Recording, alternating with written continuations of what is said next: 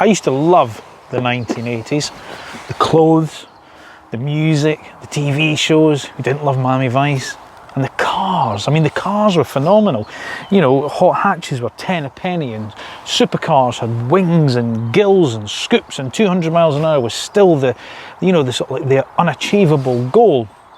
And of course, the best family cars you could buy was the people carrier, the MPV. You know, things like the Renault Espace, the Dodge Caravan, the Chrysler Voyager. My auntie had a Toyota Spacecruiser, and I loved going in that car. I mean, what little kid doesn't love sliding doors? But nowadays, of course, our love for the SUV has killed the MPV. Even Renault, the originators of the brand in Europe, don't bring the Espace to the UK anymore, despite it looking better than it ever did. Because the reason is they just wouldn't sell enough to justify the engineering costs of right-hand drive. So what chance would the MPV have of being developed in an EV world? Well, thankfully, Citroen feels slightly different.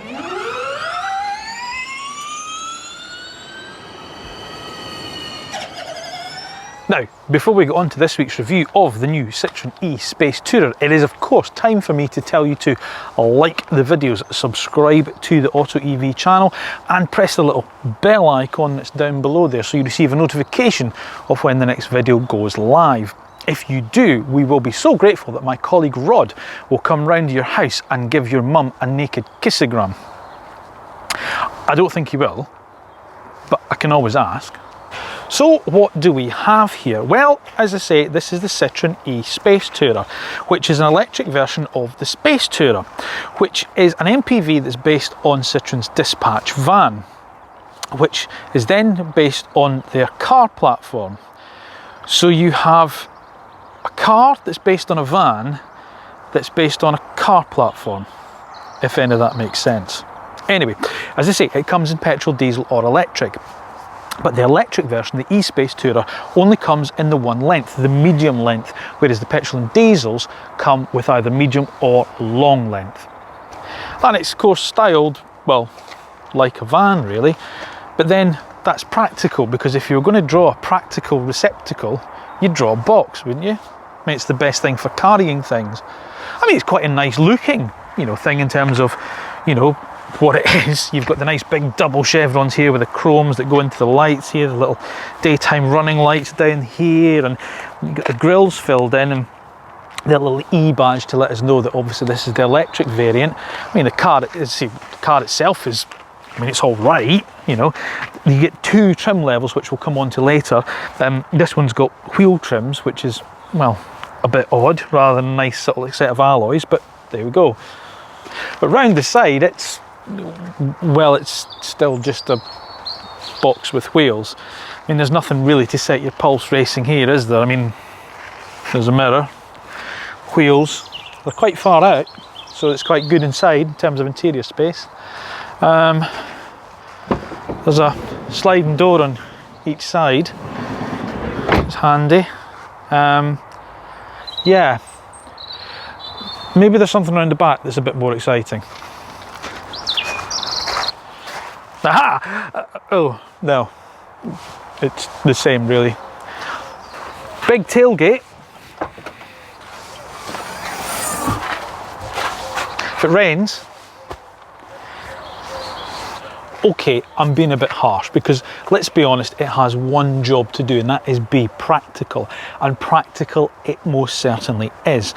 Now, you can configure it depending how you want it in terms of the seating arrangement. We've got an 8-seat variant. You can also have it with 5 seats, or you can have it in 9 seats in the business trim level. But even with all the seats up in place here, we've still got luggage space. And I don't have my suitcases today to show you, but as you can see, you could certainly get sort of like the cabin bag standing upright along the back here. And what you can also do is you can fold the seats down. Take that out the way there.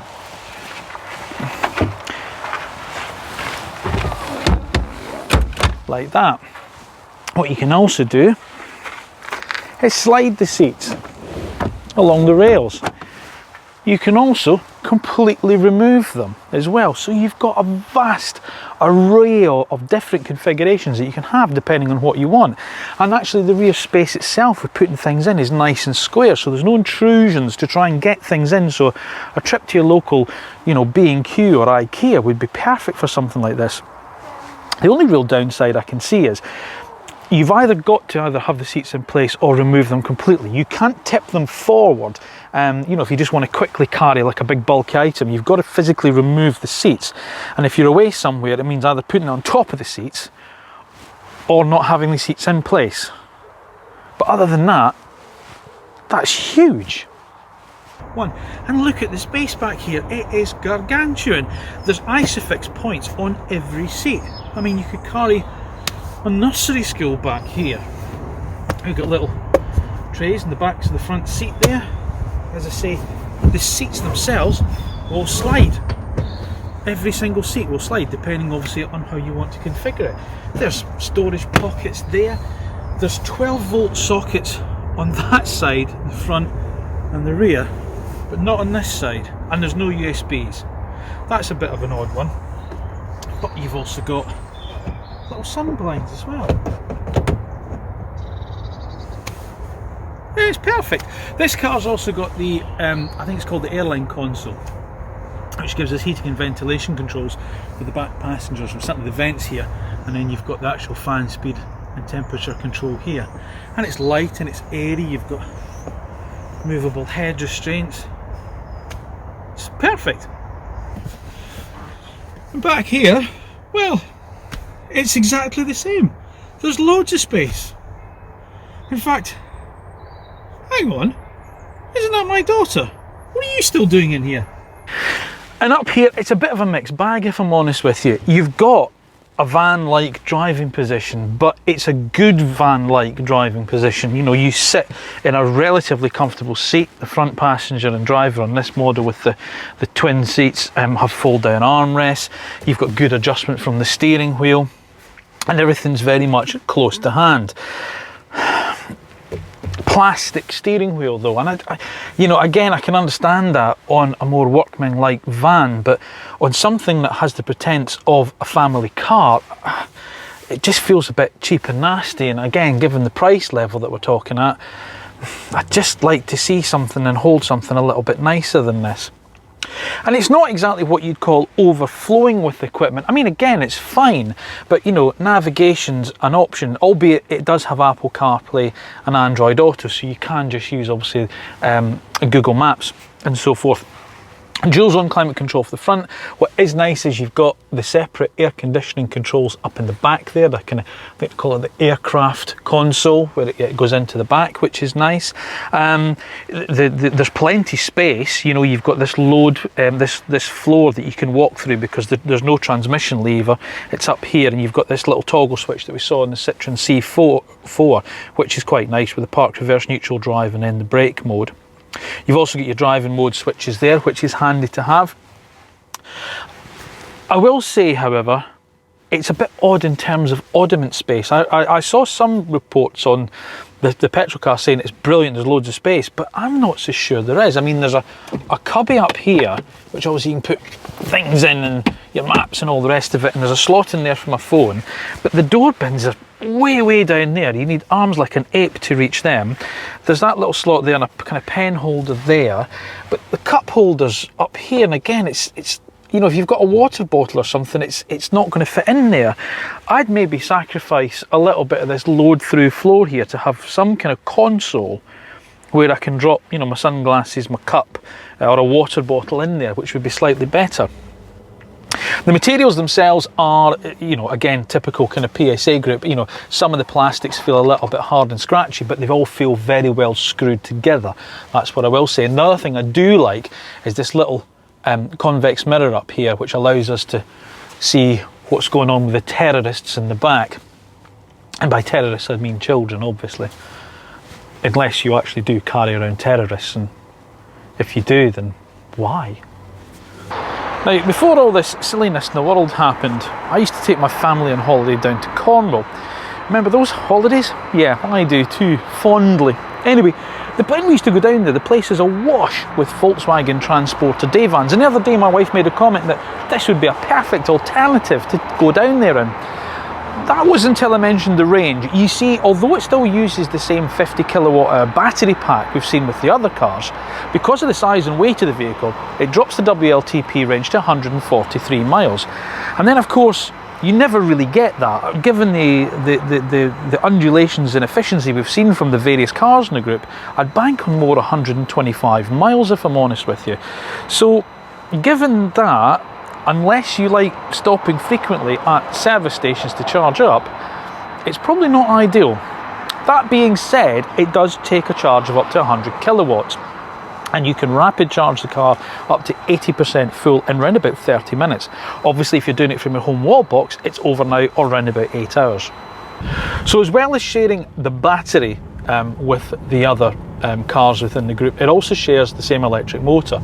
So it's 136 brake horsepower.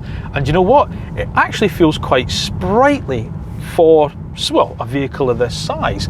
It's more than adequate in terms of performance. And when you've got the car in the power mode, because you've got your 3 driving modes, economy, normal and power, when you've got it into the power mode, it's slugging out 260 newton meters of torque, which is more than adequate enough to see you throwing down the road. Handling's fine. I mean, don't get me wrong, you're not going to be doing many track days in something like this, and you're probably not going to be throwing it down that many country lanes either, given the fact you'd make everybody in the back feel a little bit queasy. But it's okay, you know, I mean, the body control stays in relative check through the corners. The steering, well, it turns the wheels, it does the job it's meant to do. There's not a huge amount of feel from it, but again, is that what you want? I don't know. Where it does fall apart a little bit, and odd for a Citroen, is its ride quality. Now, not so much in the sense that it's harsh, although you do feel quite a bit through the actual structure. It's in the way it deals with bigger bumps. It feels like the front dampers are still dealing with the bump when the rears hit it, and that then puts the thing into sort of this weird sort of undulation type of thing like this. As I say, the front ones are still on the rebound when the rear ones hit the same bump, and it sends in this weird porpoising motion, which just, I don't know, it almost makes you feel a bit seasick. It's like a little bit of a kind of boat. And bear in mind, this is the medium wheelbase that Citroen do. They don't do it as a longer wheelbase. Now, whether that would help it or not, the fact that they, you know, give the front wheels more time to have dealt with that by the time the backs hit it, I don't know. Or whether the fact the longer space between would then give more of that sensation, I genuinely don't know. But it is something to be aware of. And it's something I've been aware of when I've been driving the car this week. There you go. Anyway, otherwise, it's all as you'd see fit. You've got your brake regeneration mode, which is down here. You've got your standard brake regen, which you get anyway, a small amount. And then you press the B mode and it goes into the enhanced mode, which gives you just a little bit more retardation. The pedal's got quite a nice feel to it. Again, you know, maybe surprising for the PSA group cars. Again, the pedal's fine. You're not going to, I mean, again, it's whether or not you feel this is the type of car you're going to be focusing on the driving experience of. But you know what, as a driver, you still want to feel like, you know, the car's working with you. But yeah, you've got that little bit of feel to the pedal, which is quite nice. Driving position's okay, as I say, you know, it's somewhere between van and car, and it's quite nice. As I said before, I'd quite like to not have a plastic steering wheel. That would be something nicer to behold, but there we go, we can't have everything. There are 2 trim levels available in the e-SpaceTourer. There is this one, which is the slightly oddly named Feel, which comes in at £46,250 after the plug-in car grant from the UK government, which is applicable at time of filming. There's also the business trim level as well, which comes in at just over £49,000. So it's not what you'd call inexpensive. The other problem is is its compatriots from Vauxhall and Peugeot. They do have a slightly better level of specification from their variants, so it does make the Citroen feel a little bit less, well, value, if you can call something at nearly £50,000 value. So in terms of competition for the e-SpaceTourer, what else might you look at? Well, there is the aforementioned competitors from within its own parent company, the Peugeot e-Traveller and the Vauxhall e-Vivaro. The bonus with those cars, however, is you've got much more choice within their range. You've got medium and longer versions available with the electric powertrain. You've also got a much broader range of specification available. You've got nicer trim levels available as well, and much more equipment in those, but albeit slightly more expensive. The other full electric MPV that's available is from Mercedes-Benz with its EQV, albeit that is much more expensive than this. So here's what we like and what we don't like about the Citroen e-SpaceTourer. We like the space on offer, the safety equipment that comes as standard, the flexibility of the interior layout, and its practicality. We don't like the rearmost seats don't tip forward. The range is very limited, ride quality isn't as good as it could be, and it doesn't exactly offer good value for money. You know, I feel a little bit guilty because for the first time since I started doing this job and doing these reviews, I've never been so conflicted about a car. If we look at it one way, this does exactly what it's designed to do. It carries people, and it does so really, really well. We've seen the flexibility of the passenger compartment. There's ISOFIX on every seat in the back. It just makes an awful lot of sense. But it does ask you to make an awful lot of compromises for the price level that it's at. And I also think it doesn't do it quite as well as the cars from within its own group, i.e. the Vauxhall and the Peugeot, because they offer more range in terms of flexibility of wheelbase and passenger and trim levels. Its ride is unresolved, and there's still a faint whiff of, well, van about some of the equipment inside and the way that some of the plastics feel. This car has a really limited appeal, and I think it's probably designed for those, I don't know, the private hire companies or those executive transport companies that take people from airports into city centres. That's where it starts to make sense. But as a family car, well, unless you're not a fan of birth control or your kids insist on taking their friends with them everywhere, I think there are slightly better options out there, if I'm honest. Interestingly, later this year, Citroen and Peugeot will bring out electric versions of their smaller MPVs, the Berlingo and the Rifter, and I suspect it's there where it starts to make a little bit more sense. Thank you for watching AutoEV. As always, please like and subscribe to the channel. And if you haven't been to the new website, autoev.co.uk, why not? It's got a host of library of videos there from our previous road tests, just waiting for your viewing pleasure. Thanks again, and we will see you soon.